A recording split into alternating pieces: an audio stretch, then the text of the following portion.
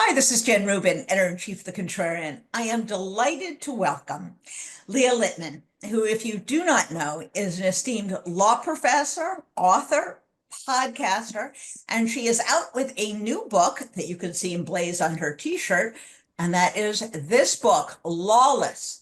And the subtitle is How the Supreme Court Runs on Conservative Grievance, Fringe Theories, and Bad Vibes. Leah, I so enjoyed the book because it's funny. It's written in a conversational tone with a lot of pop references. Why did you decide to write this kind of book rather than a, academic, serious, very stuffy kind of tome for your law students? So I wanted the book to be accessible to a wider audience, and that's a big part of why I wrote it this way. But the book is also an effort to cut the Supreme Court down to size. And so writing Yes, it in a conversational tone with the pop culture references and kind of mocking the justices was a way of sounding in that register. absolutely. Now, when I went to law school back in the dark ages, there were people who called themselves legal realists. And what they said was, forget about this precedent stuff. All you really have to know is what the judge thinks, what his politics are. And all of us kind of poo-pooed that and said, oh, that's so cynical. No, they really interpret the document, and there are different theories of interpretation.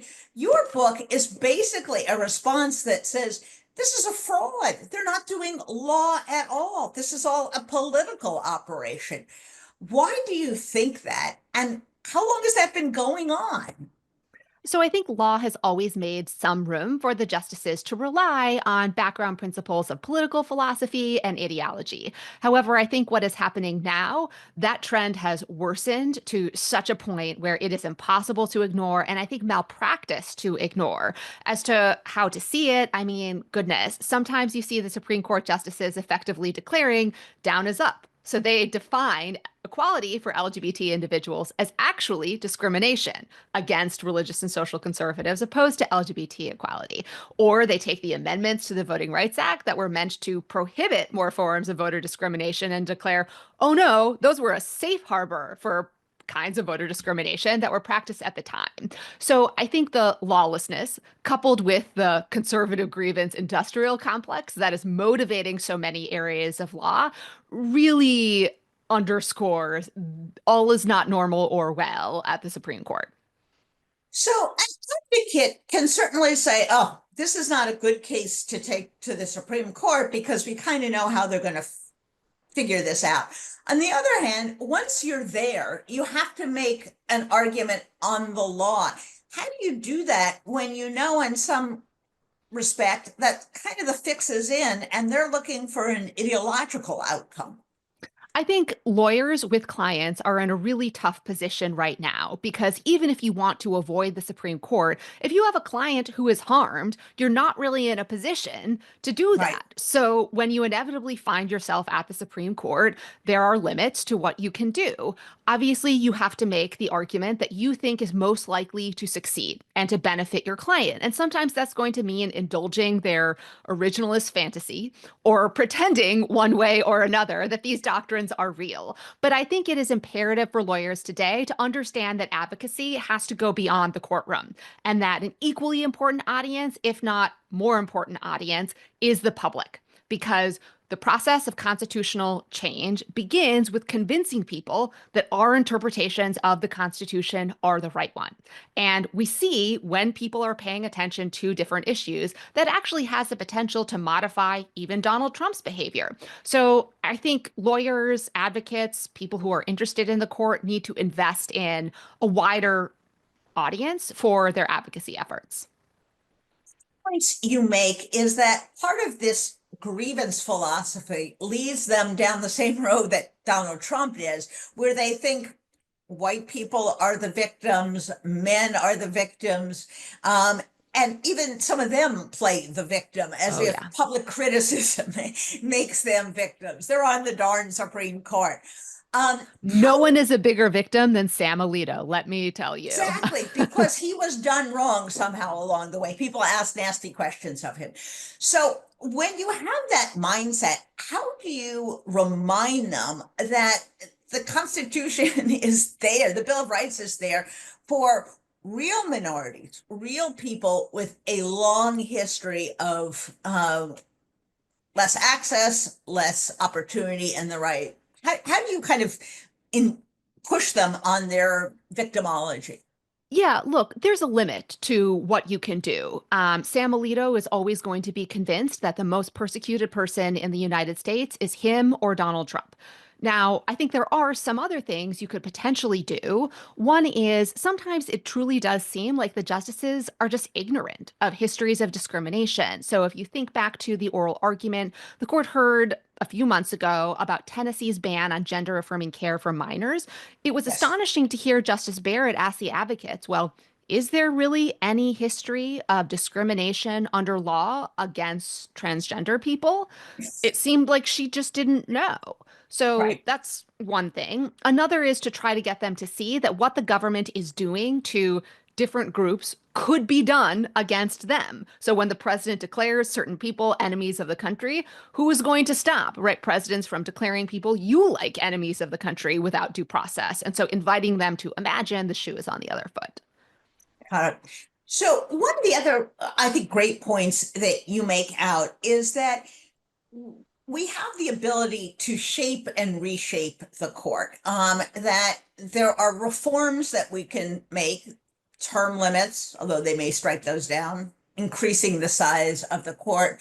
But do we also have to make a greater push in terms of law schools, the public discussion about the court, to say we have to get back to a theory of interpretation that is more consistent with the 250 years since the Constitution was drafted? Does that have to be part of the bigger conversation about what constitutional law means? Yes, I absolutely think so. Part of why I wanted to write the book is to show people the ways in which the doctrines, the law, the interpretive methodologies the Republican justices are using can be traced to political talking points of the Republican Party and their ideological agenda. I mean, if you think about it, the premise of originalism is we have departed from some great past. What does that sound like?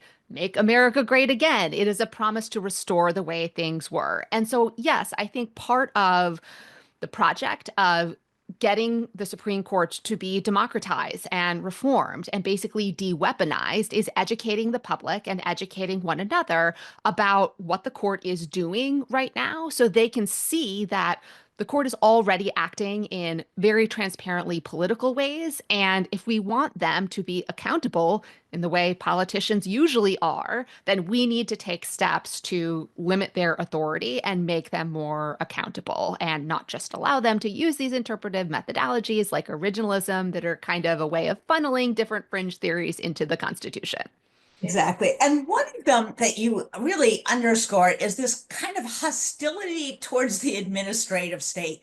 Yeah. And that sounds like some newfangled thing, but for over 100 years now since the New Deal, and really going back to the progressive era and even to the post-Civil War era, we have set up these bureaucracies under the auspices of Congress to run complicated societies.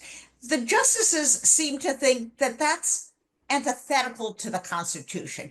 How do they come up with that conclusion? And how do we reel them back to the real world, which is every modern country has to operate to a certain extent with an administrative state? So, part of what I think is so nihilistic about their approach is it doesn't seem to account for any vision of effective government as to where this project came from. You know, the final chapter in the book traces some of the hostility to the administrative state to the Powell memo, this memo that was Yes. commissioned by the Philip Morris Company, written by future Justice Lewis Powell, and basically invited him to offer some thoughts about how corporate America, like tobacco companies, could limit the force of regulation. And what did he recommend to them? The federal courts. So there emerged this project of plutocrats, oligarchs, to come up with this well-funded ecosystem to generate legal theories, litigation groups, and public commentary to solidify their case against the administrative state. It wasn't rooted in law. It is rooted in just a straight up ideology against government and against government regulation. And again, you can see this in the things they write in their opinions. I mean, Justice Kavanaugh has said things like the bigger the government, the smaller the man. Justice Gorsuch has written about the behemoth that is the administrative state. So they're not shy about owning up to what they're doing. Exactly.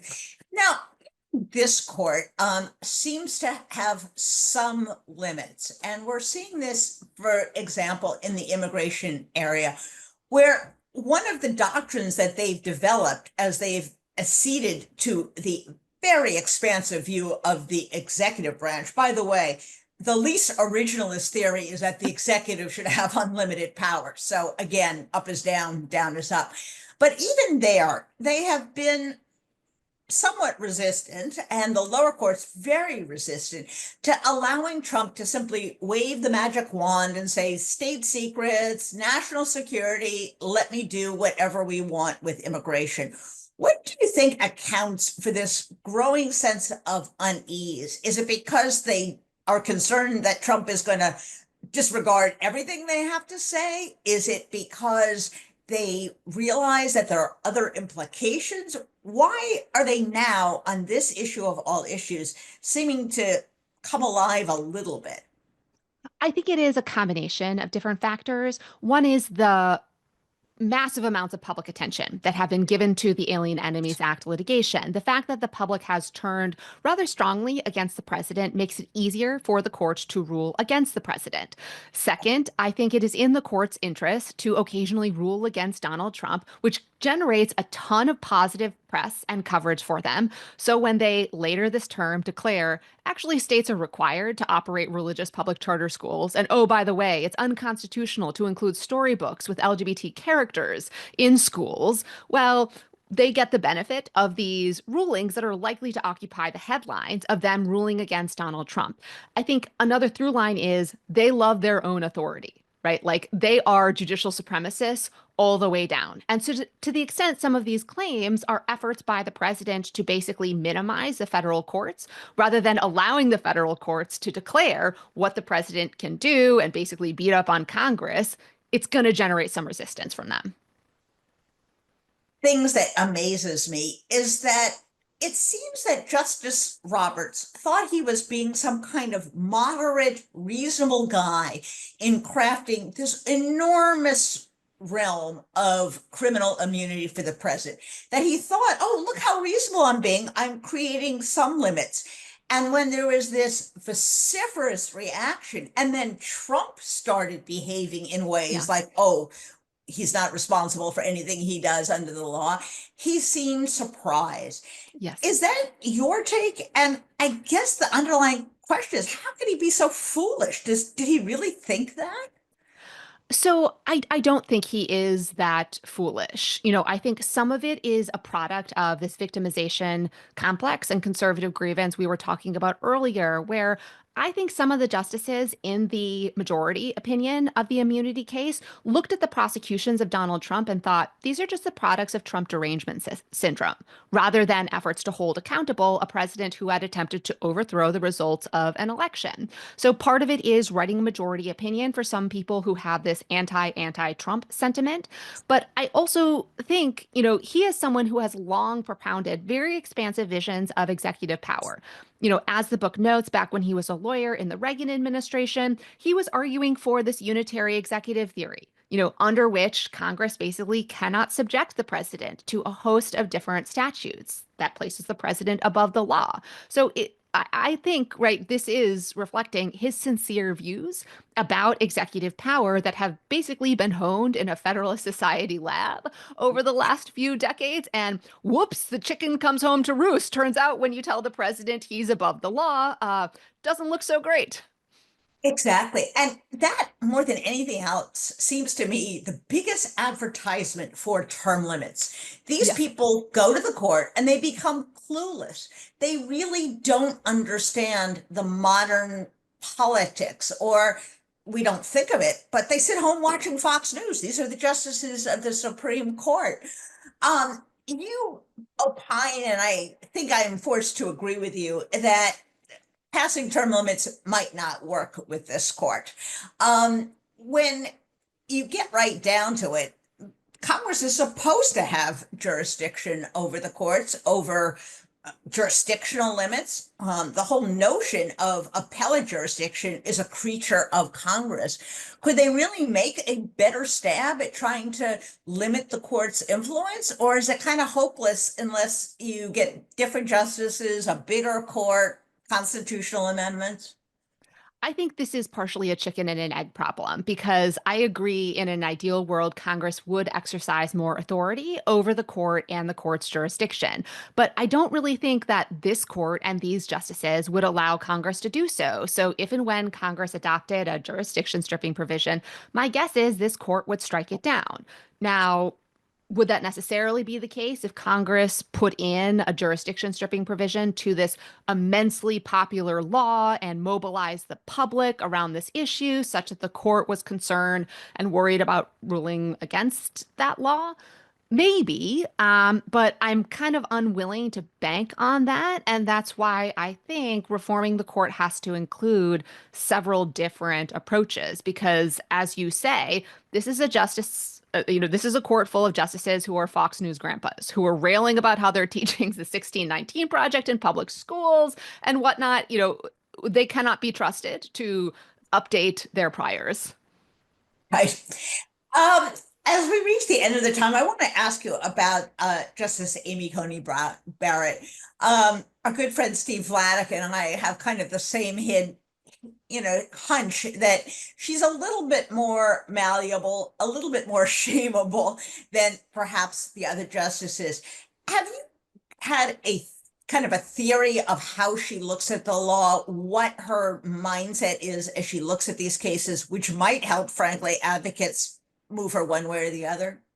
Yeah, I mean, on some level, I want to resist the idea that she is more flexible and shameable across all different areas, Right. because I think Right. that has been true in some of these big structural constitutional law cases Right. involving the Trump administration. And I agree there. She has proved more open-minded, sane, reasonable than Justices Kavanaugh or Gorsuch. But on other matters like the Voting Rights Act, she has been to the right of Justice Kavanaugh. On matters of federal Indian law, she has been to the right of Justice Gorsuch. And so I don't think it's a universal principle.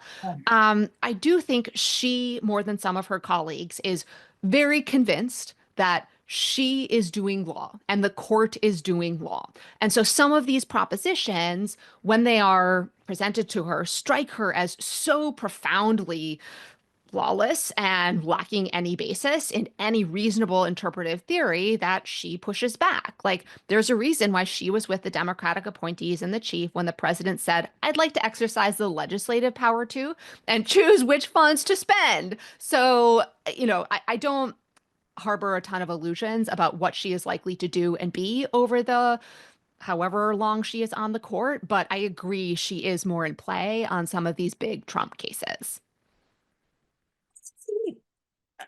More progressive justices, or the justices who are more tethered to the line, should they be telling us what's going on? I know all about the sanctity of the court, but some of them resign. We have Justice Breyer who retired. We have Justice O'Connor. Why don't they blow the whistle on this and kind of sound the alarm? So I think this might come back to one of the big themes of the book, which is conservative grievance and the fact that the Republican justices hate criticism and have super thin skin. And so when Yes. those are the justices, when those are your colleagues, I actually don't think it's irrational for the Democratic appointees, at least those who are still on the court, to be Yeah. concerned that if they wrote something too harsh, their Republican colleagues would refuse to join them in future cases. Like, that is how, I don't know, weak-willed some of the Republican appointees are. They are just running on hurt feelings. So as to the justices who retired, I think there it's a little bit less clear. I mean, Justice Breyer is honestly probably just temperamentally incapable of saying particularly harsh things, or being someone who sounds the alarm is kind of my intuition there. Got it. I sort of wish that Justice Ruth Bader Ginsburg had kind of left a memoir behind to be published after her death to explain this, because I think part of what you're describing is that we have so mystified the court Yeah. that we now have fundamentally false image of what they are doing. One of the things I think we have seen is a change in the way the court is reported. And that, I think, is in keeping with the sense of the book that the jig is up. You guys really are out there. Is that a positive development in your view? So I think so. And I think this goes back to the idea that one of the solutions here is more of a public education campaign to get people to understand how flawed the court is. So there is broader support for proposals that would limit the authority of the court and possibly reform it. And I don't think you can get there without accurately conveying to people just how destructive and damaging this court is. Well, I feel like this is a big red light saying fraud, fraud, wake up, folks. So I hope Americans read it. I think it's invaluable. It's really fun. It's really accessible for people. You'll laugh out loud, and you don't usually laugh out loud reading about the Supreme Court. You may cry, but you usually don't laugh. But this one has some good jokes in it. So thank you so much. Good luck with the book. I hope Thank many, you. many people read it. And I'll be interested to see what some of your more conservative colleagues at the university have to say in response to it. There might be some good debates there. But thank you so much for joining us. We really appreciate it. Thank you for having me.